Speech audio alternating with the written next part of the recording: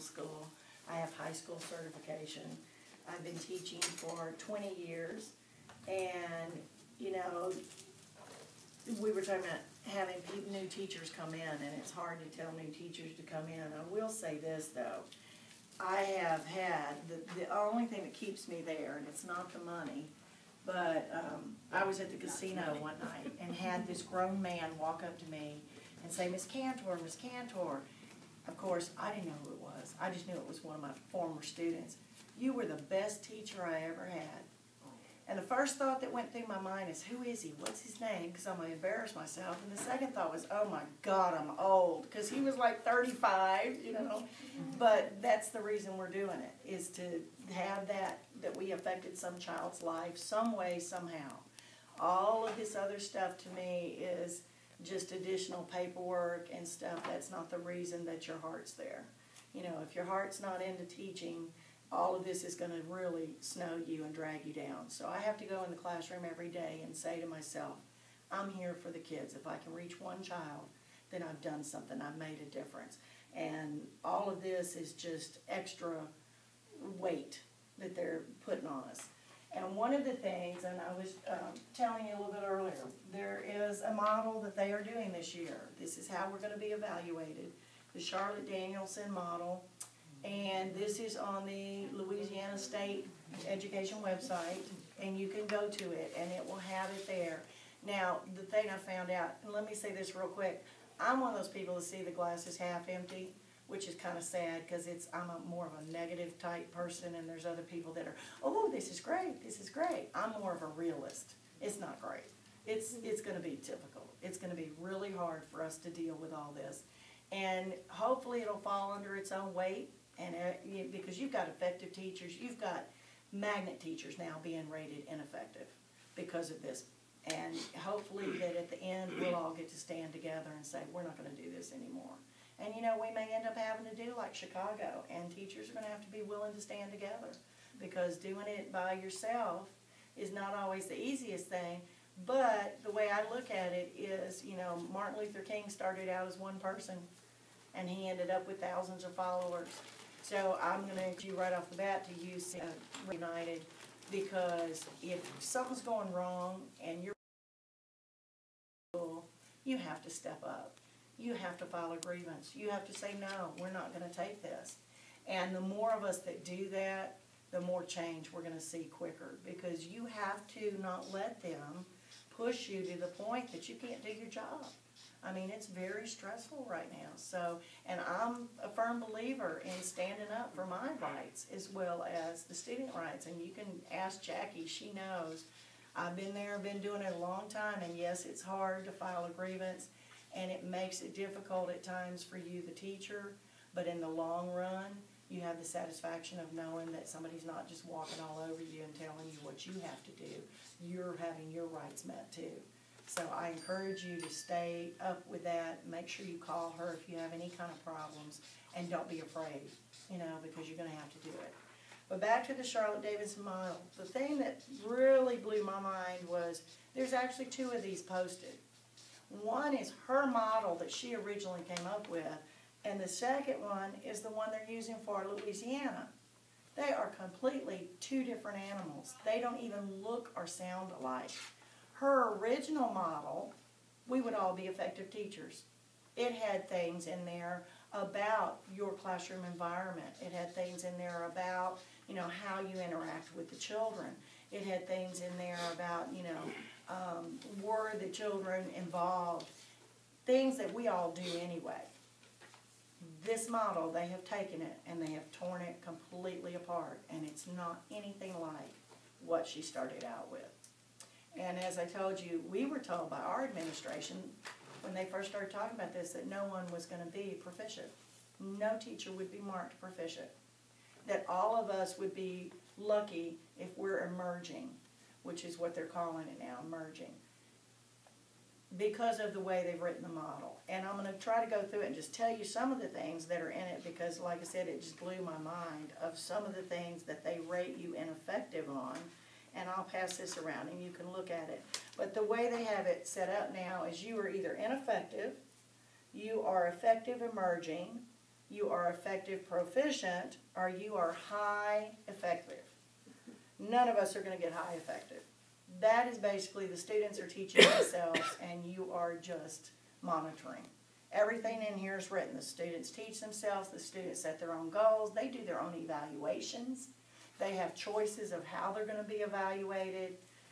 That's pie in the sky. You know, that ain't going to happen in a real class. Effective proficient is the one that I'm going to try to show you some of the things that you need to do so that you can have maybe that rating, because that has a lot of little things that have to be done in the classroom, all about procedures. The effective emerging is where our administration told us we were all going to fall, that we were not going to be able to get this higher rating, that we were all going to fall right here, which is sad because I don't like to be emerging. I want to be effective, you know. And then the ineffective is basically now what you're doing in the class anyway. So it's not good enough anymore. So even if you're successful, even if your grades are there, even if the scores are there, your principal is going to come in and they're going to rate you, and this counts 50% of your total score. Now the way we were told it is, if the scores come in, they're not going to really use this, because if the scores come in, you're good. But if the scores don't come in, then they use this. So you've got a double whammy, and if the scores don't come in, you're going to be on administrative assistance before it's over with. But this is, the way this is rated is they give you the functions of what an effective teacher can do, what an ineffective teacher can do. And one of them says, for proficient, students get started in an activity while the teacher takes attendance. Okay, I can deal with that. The teacher has an established timing device, such as counting down the signal when they're ready to start. The teacher has an established attention device, such as raising their hand. One member of each group collects the materials. There is an established, this one blew me away, color-coded system in your classroom. You now have to color code your classroom to show kids where the materials are, where late papers go, where regular papers go, where computers. So I had to go through and label everything in my room. Clean up at the end of the session is fast and efficient. Okay, so that's to be proficient. You've got to get those kids where they're doing that without any hesitation. Ineffective, students bump into each other while lining up to sharpen their pencils. Another one is most students ask, what are they to do? Or they look around the class for clues. It just as a matter of course, the other day, I do a daily bell ringer, which is a standardized test question. And I said, don't write the paragraph, just write the question and the answer. You don't have to write the paragraph. All you have to do is write the question and the answer. You don't need to write anything, but I'm saying it 5 different ways so everybody gets it. And sure enough, somebody goes, do we write the question? And you're just going, oh my God, I've said this 5 times. And do you know that if they were in there evaluating me, that would be marked as ineffective? Because that student asked that question. Because according to this, I didn't have my routines down good enough. I didn't have the procedures good enough. So I would have been marked ineffective. So that's the kind of things that we're looking at this year. To get the highly efficient rating, the highly effective proficient rating, I wanted to find one that tells you. Students will have choices in how they complete their task. So no longer can you go in and say, okay, today I want you to do this with vocabulary words, write them in a sentence. Now you have to let the students choose. Well, I don't want to write them in a sentence. I want to define them. Or I just want to, write synonyms. So you're going to have alternatives and let them choose how they get evaluated. It says materials and resources support what we're learning. We all know that. We've all done that. Let's see. All students are engaged in learning. So little Johnny can't be sleeping and put his head down anymore. Students take the initiative to modify a learning task to make it relevant to their needs. Now, do you know of any student that's going to say, hey, I need to change this lesson because this just doesn't work for me? You know, this is where we're at. Students have extensive choices in how they complete the task. Students have an opportunity to reflect and discuss their learning. And one of them that I thought was hysterical in here was you have to encourage the students to comment about each other's work. So when you're having a discussion, Johnny gets to comment about Susie's comments. Well, in my inner city middle school, if you let Johnny talk about Susie's comments, he's going to say something like, you suck, or it stinks, and that's not, you know. So we're talking the perfect classroom, the perfect school, the perfect opportunity for that to happen. It's not going to happen. At least it's never happened in my career. So we're back to square one. So how do we beat them? My way to beat them, be one step ahead of them. I went through this entire manual, and what I did is went and bought at Paula's a kindergarten, you know, the big flip chart. And this flip chart has in it now every single procedure I do in my classroom. Everything that is in there is on these papers. And every day, after my students do the bell ringer, they have to copy down one of these pages. When they got through copying every page, I had them write. I know the procedures in Ms. Cantor's class. I understand the procedures in Ms. Cantor's class, and we listed paperwork, test, group work. We listed everything they copied, and I made them sign it. If nothing else, when they come evaluate me, I can say, I taught them the procedures. We went over the procedures. Here's their signed copy that they know the procedures. I can't help that little Johnny doesn't want to follow the procedures. You have got to cover yourself at this point. You have got to have documentation at this point for everything. Because if you don't, we had an administrator come in our teachers' classrooms just last week. They were writing teachers up for having a messy desk. And I'm kind of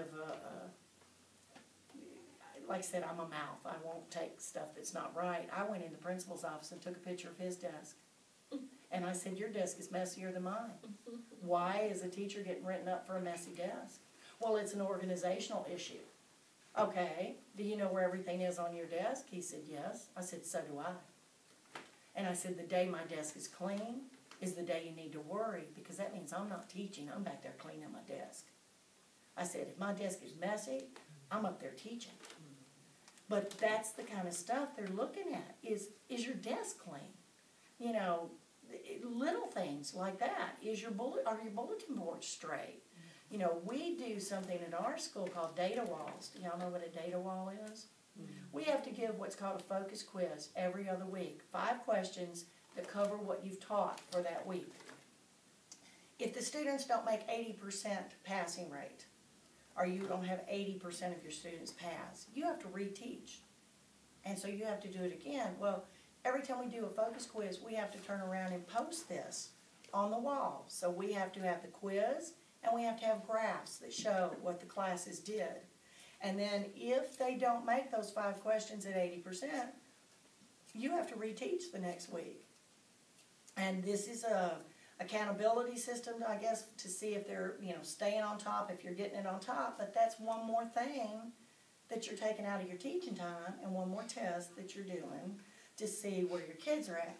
On one hand, I think it's a fairly good thing, but to have to do it instead of giving a regular test is kind of detrimental. But if you don't have your focus quizzes up to date, they're marking you off. I told you a minute ago about color coding your classroom. One of the ways it says to be proficient is you have to color code your classroom. You have to color code where the supplies are. You have to color code where they turn work in. You have to color code where makeup work is found. You have to color code where extra work is done. You have to color code if you have higher working students where they can find their work. My entire room now is colored with all these different little stickers, and it's color coded because they have determined that that's to make you proficient, that you have to have all these things. So everything is about, right now, procedure, procedure, procedure. It's not as much about teaching as it is procedure.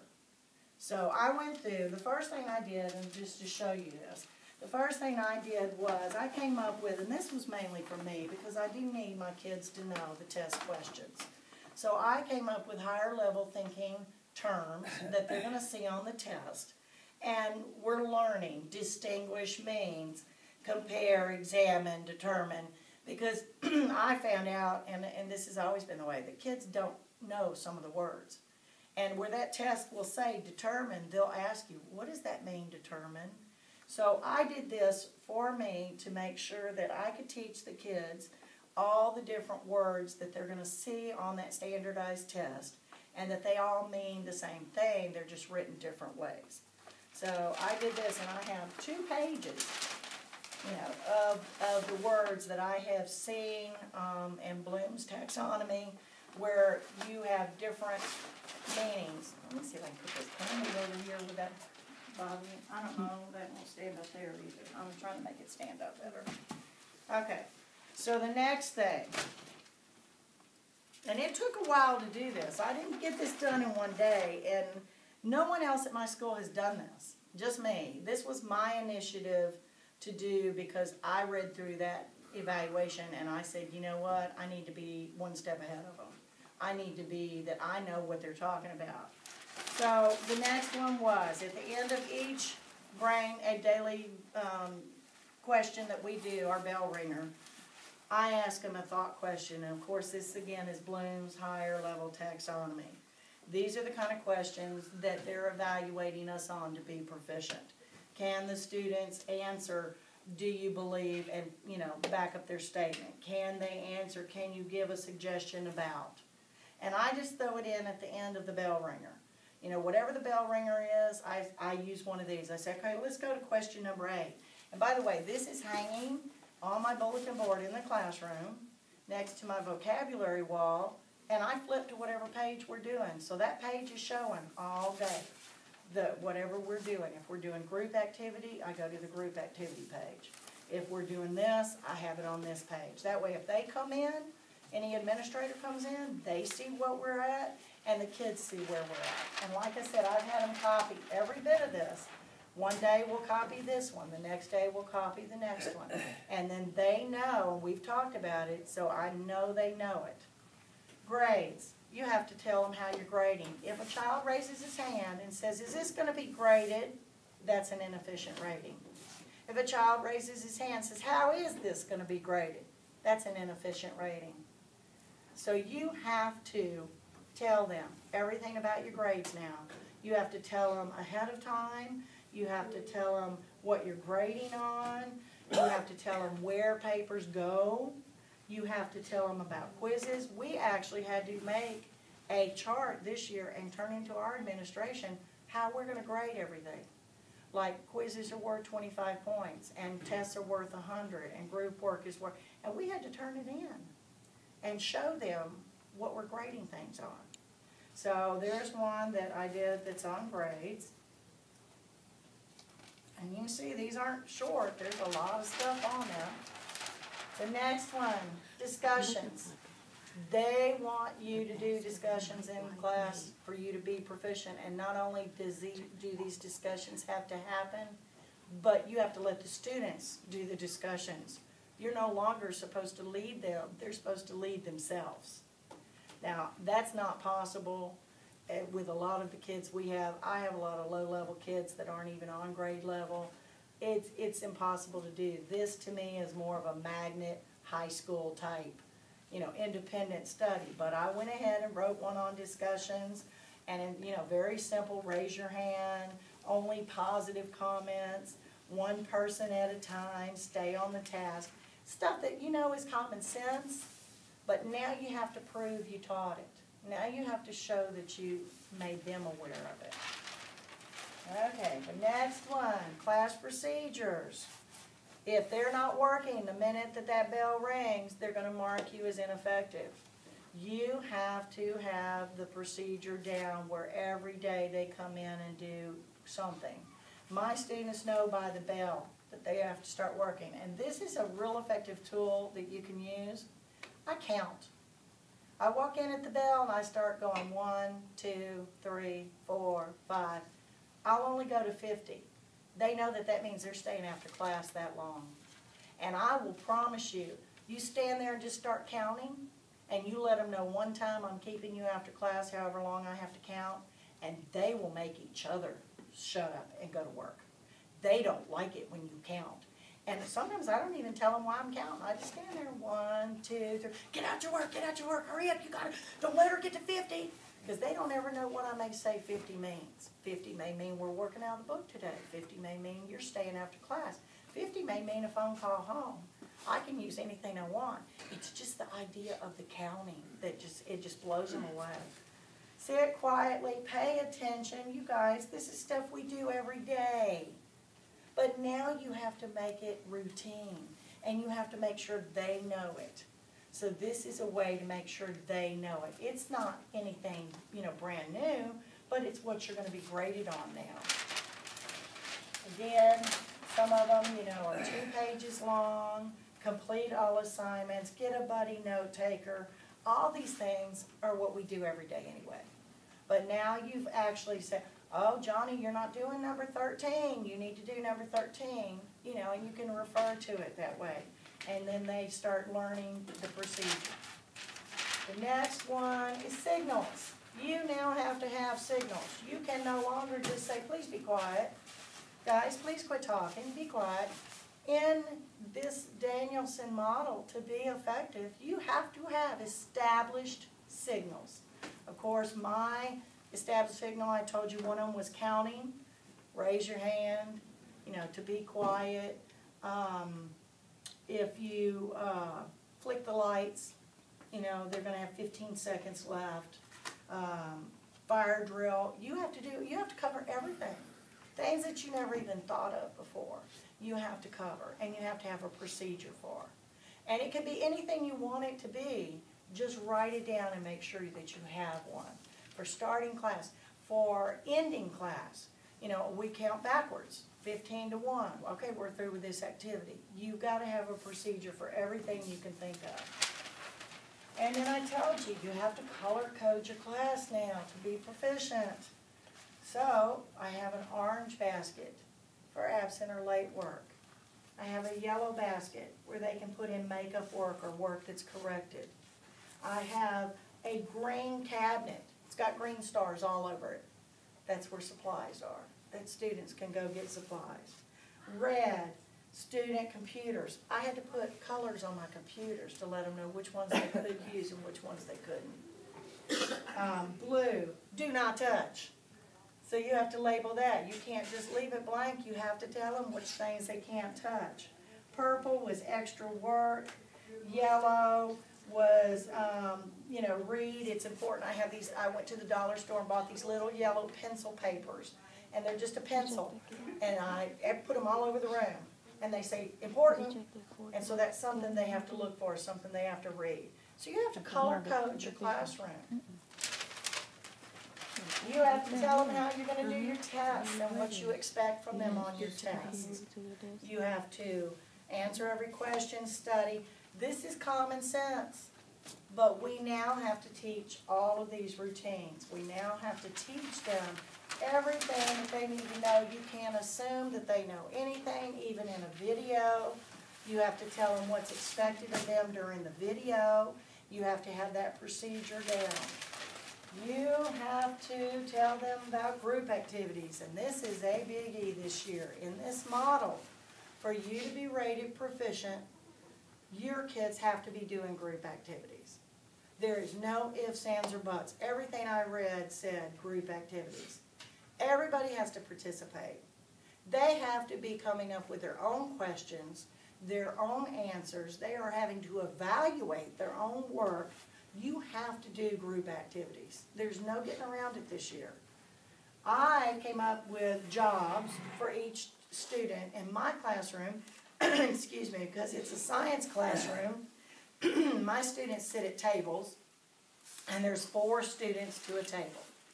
So I came up with 4 jobs. So everybody has a job at the table that they have to do. The grade system has to be on here. You have to tell them how you're evaluating them. I have rubrics posted in the classroom to show them how their grades are going to be. And you're talking about a bunch of kids who've never worked together, who don't know how to work together, and now all of a sudden they have to do group work. And not only do group work, but do group work effectively and efficiently. Okay? We've got discipline. You have to have your discipline posted. This positive, school-wide positive behavior plan. You have to have what you're going to do in your classroom posted somewhere, what your procedures are. And so I posted them, and then I also put down what happens if you get good grades. Now, I'm not a teacher that gives candy, because I refuse to reward somebody with candy for something they're supposed to do. So the kind of things I'll give them is free time or extra computer time, things like that. Maybe a call home to mom. Hey, so-and-so's doing great in my class. Thank you. You're doing a good job, Mom. But you have to come up with a discipline plan and a reward system to give to those kids so that they know what's going on. And every day I come up with a new one. I'm like, I'll go home and somebody will say something. I'll go, ooh, I need to make another sheet.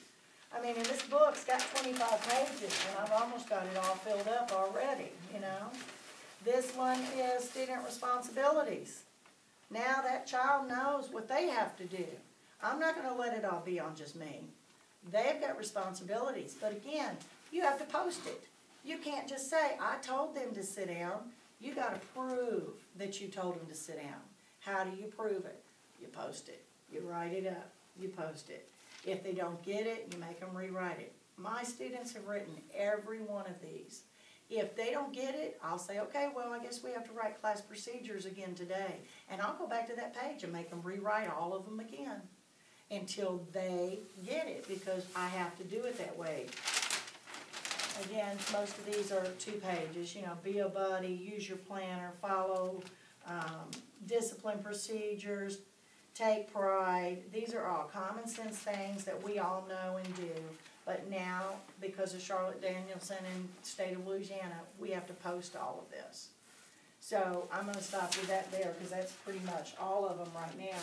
One of the things that I brought you is this classroom management paper. And it does have a lot of the information in there about procedures. And if you look at it, it says procedures, procedures, procedures, procedures. Everything is classroom expectations. And I'm just going to tell you what I've learned. My kids will still walk in on a Wednesday and be crazy as a loon, yelling, screaming, carrying on, and I have to do everything all over again. I have to do this every single day. Okay, you're not following procedures. Here we go. Let's go through them again.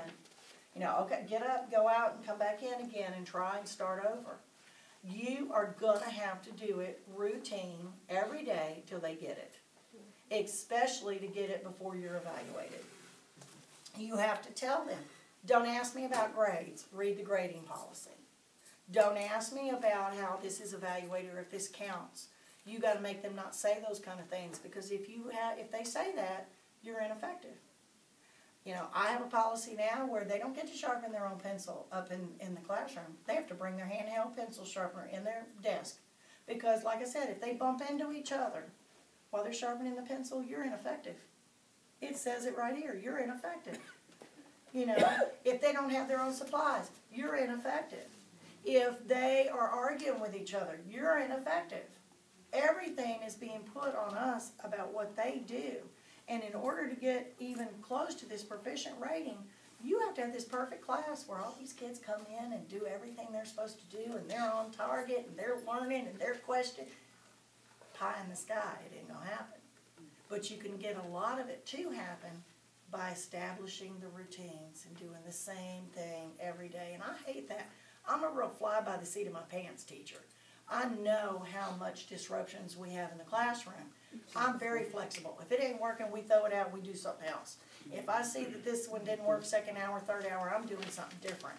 It's very hard for me to do this, because that's not how I roll. I mean, I'm just kind of, whatever today comes, if we need to change it, we change it. But according now to this, I have to have these procedures in place to the point that I can't change anything. I have to have it continuous and continuous and continuous. So in order to do this, you've got to post it. And like I said, I make my kids write this every day. When they get through writing them, it's in their notebook. When we get through with all of them, they write out a piece of paper. I know the procedures in Miss Cantor's class. I follow the procedures in Miss Cantor's class. I understand the procedures. I understand discipline, how tests are graded, how groups are going to work. You know, I make them list everyone on there. I make them sign it, and they give it to me. I've got my proof. I did teach them. I did show them. Now, if he comes in to evaluate me and little Johnny's not doing his job, at least I have documentation that said I did teach them. I don't know how well that's going to swing with the evaluation yet, but at least that backs me up. Everything right now also is documentation. Document your phone calls, document every behavior problem, document every time you have to send a note home. You are going to have some documentation, because at the end of this year, if a lot of us get rated inefficient, which they're saying a lot of people are now, you're going to have to be able to prove that you did everything that they're asked you to do in this model. So you have to document. This is a real good classroom management little thing, and it just kind of tells you some of the things I had in here about, you know, put the classroom roles down, put your behavior down, show what you want for your procedures at the beginning of class. You have to pretty much have those kids know everything about your classroom. So I have spent every day, like I said, I have to reteach it almost every week. We have to start over. That's not how we come in class. That's not what we do. But you just have to keep doing it, and you have to keep doing it, since that's what they're looking for this year. One of the other things is, if you got, and you probably should have already had this, your personnel evaluation plan. Have y'all gotten yours? If you look in here, these exact same models from Charlotte Davidson are now in our personal evaluation plan. So the same things I'm telling you now: ineffective, effective emerging, effective proficient, and highly effective. You can read right here everything I just told you, because it says the students get started on an activity while the teacher takes roll. Oh, and I have to tell you one that was so funny to me in here. To be proficient, it said students will come in and check themselves in on the attendance board. Yeah, they do. Are you kidding me? They do. I'm like, there's no way. They doing it. I know, but that's it. To be proficient, that's one of the requirements. And I'm like, there's no way I'm going to put an attendance board and expect them to check themselves in. I'm in middle school. My kids skip class. My kids come in late. You know, no, I'm going to call roll, because if I don't and you're not here, then guess who it's going to come back on. But that is one of the proficient ratings. Like I said, you're going to have to read this, because some of them are very funny to me, because it's like, really? Are you serious? The biggest one is, again though, students coming up with their own evaluations. Being able to change what you expect from them to make it fit themselves. They get to come up with ideas on how you should grade them, instead of you coming up with the ideas. It's all back to these kids they know more than we do. They know how to do it, they know how to grade it, they know how to evaluate it, and you're just like, so basically our role now is just to step back and watch them do it. Ain't gonna happen, at least not at middle school. If I was teaching at Magnet High School, maybe, but not at middle school. So the only thing I can say is you've got to keep covering yourself. You've got to make sure everything's documented. Make sure you have all these procedures that you can show that you taught every day. Have the proof that you can, that you can show that, yes, I went over this. Yes, I went over how classroom grades were. That's the only thing I know to tell you. And you just got to start doing it now. And it takes extra time to write this. But, for your own protection, you have to do it now. Because this is crazy to me. I don't know who wrote this or how they changed it. But from what she originally wrote to what is written now are completely two different things. Completely two different things. The one other thing that I wanted to tell you that I do just to try to maybe help you, and when you know how it is when you have a parent conference and parents come in and they're really angry and they say, Johnny did not, he came home, he told me, you didn't do homework, you don't give homework, you don't give tests, he didn't know about this, he didn't know about that. I have designed, and I've used this for almost 20 years, and I promise you, if you will do this, it'll save you in a parent conference every time. It's just a paper I designed that looks like this, and it has the big no symbol, and I have one that says homework in the middle, one that says classwork, one that says projects, whatever you want it to say. That student comes in your class and doesn't have this work, I just hand it to them, fill it out. They put their name, the day, the assignment, and they put an excuse why they don't have it. And they will write everything. Mama wouldn't let me do it because we had to go to church instead, and she told me I didn't have time. I was too busy because I was out playing football, so I couldn't do my homework. You know, and I'm telling you, they'll write, and I don't make a big deal out of it. I hand it to them at the beginning of class. We're checking everybody else's work. I make them pass it up. Don't even look at them in front of them. I just say, okay, file them away. Get to that parent conference. My child says you don't give homework. My child said he did do this. My child said this is. I open that folder and hand her about 6 of those and let her sit there and read them, and you can see the face change as she's reading. And, you know, and you have just put all that onus where it needed to go, on that child, not on you, the teacher. And I have never had a parent argue with me after they read those. It is now not me anymore. This is what your child told me. And they walk out that door, and I know little Johnny's going to get it when he gets home, but that's what should be. Now Mama knows little Johnny's been lying. So I promise you something this simple will save you in the long run. Chrissy, did you make copies of that? I can make a copy of it. The one I use it in class is actually typed up, but this is just an example for you to do in class. But I promise you, there isn't a parent in the world that can argue with you, because guess what? That's in his handwriting, and that's what he wrote. And little Johnny will put, Mama wouldn't let me do my homework. Oh, you know, you just sit back and go, okay. That's the one I just had. I had a conference, and my buddy teacher, she has a pink sheet. And it's basically the same thing, but it's in paragraph where they write the assignment that they didn't do, why they didn't do it. And, I mean, you have all kind of things. I didn't do it because I didn't want to. Oh, they'll tell you everything. Mama was at the club, all kind of stuff. Oh, they'll tell you, know, flat out. Mama I didn't came, feel like doing it. And I had about 5 on this one student, you know, because Mama wanted to know, she saw JPAM and she wanted to know why his grade is like this.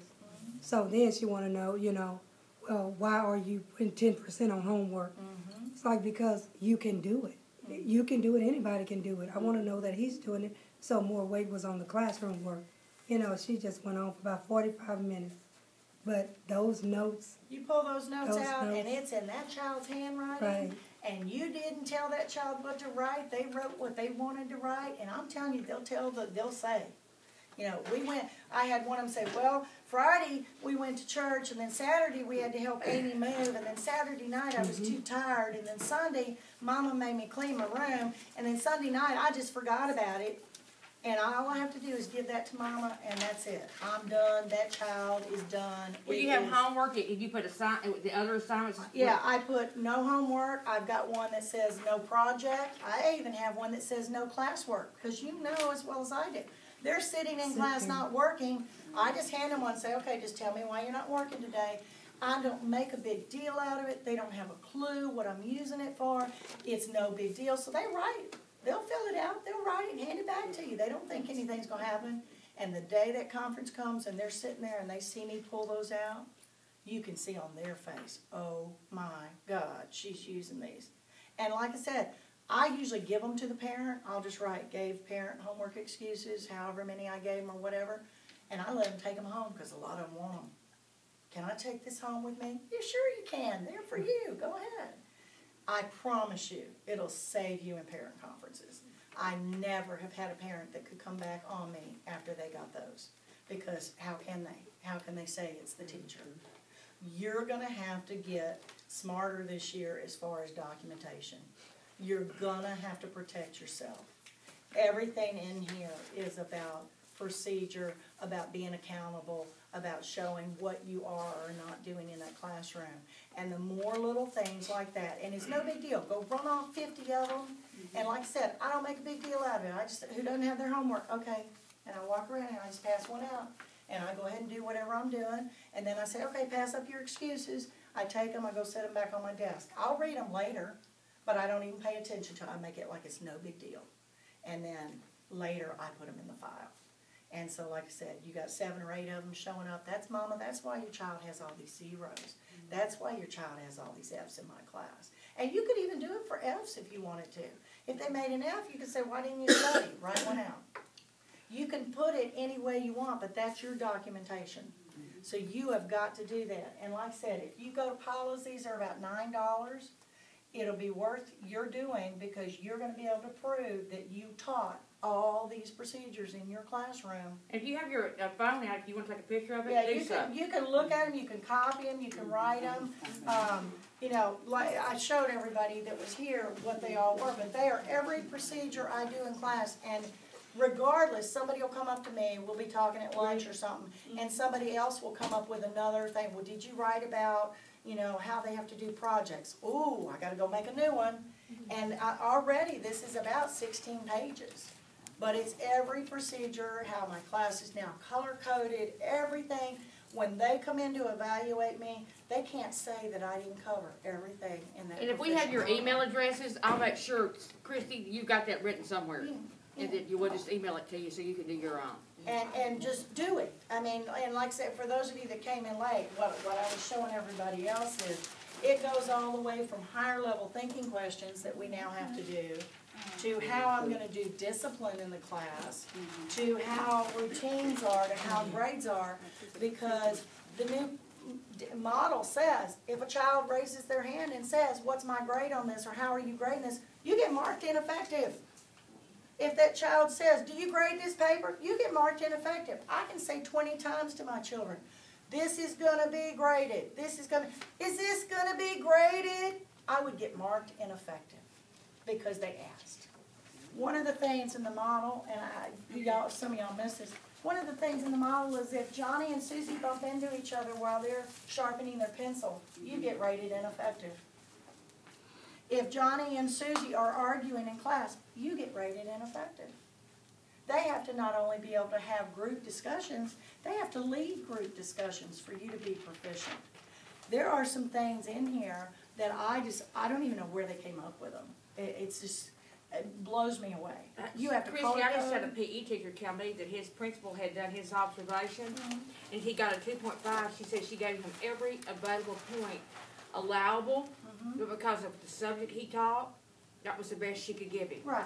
Well, what I told them, and let me turn it to the first page, what I was saying at the beginning, Jackie, was we were told no one will be rated proficient. No one. That it's designed for you not to be rated proficient. Well, that just infuriates me. I'm not saying I'm the best teacher, but I know what I'm doing. I've been doing it long enough, and I am effective in my scores. Don't tell me from the get-go, when you don't even know who I am, that right off the bat I can't be proficient. Well, now you're telling these children, okay, right off the bat, you can't make an A in my class no matter what you do. We're told not to do things like that, but that's exactly what they're doing to us. Am I done? Okay. Yeah. So just, like I said, this one right here gives you a lot of good stuff. It'll get you started as far as procedures. If you want to look and see what I did, and like I said, most of this is common sense, it's just you need to document. You need to have it. We don't know where it's going to come out at the end, but I guarantee you Jackie's going to use this if I get rated inefficient and say this teacher had it all down. And I just wanted to say one thing really quick, which really blew me away, because I always read the Louisiana education things that came in. The superintendent's message, this is from John White in the state of Louisiana. Common Core, through teamwork and practicing, rather than being told what to teach, how to teach, and when to teach, is what we're all about in Louisiana. This is what to do, how to do it, and when to do it. Every minute. That's completely opposite of what this comment he made is. Completely opposite of what he said, teachers, this is going to do for us. because I am telling them what to do, how to do it, and when to do it. So, it's gonna be tough, guys, but the more you can cover yourself, and if you don't have this model, like I said, it's in your performance handbook, but this is also called the Charlotte Danielson model. It is on the Louisiana website, the State Department website, and all you have to do is click on it. Now, there are two models. One is her original one, which is nothing like this one. They took her original one and trashed it, and they came up with this one. And this is the one we're being evaluated on. In the original one, we would have all been proficient. Now we can't even get close. So, if y'all read that, and or get a copy of it, you can look at the one I have and read some of the things that it says. You're going to be shocked. I'd like to get a copy. The chart, if you'll give me your email, I'll be glad to, show you, take pictures with your phone if you want. You can look through that, that's the model. And, like I said, just everything right now has gotta be documentation. We don't know where we're gonna end up with all this, but we don't think it's gonna last. You can't rate all of us inefficient or we're all gonna be fired and there's not gonna be a day left. But you're gonna have to have proof right now, Okay. and that's the thing. Okay. I'm done.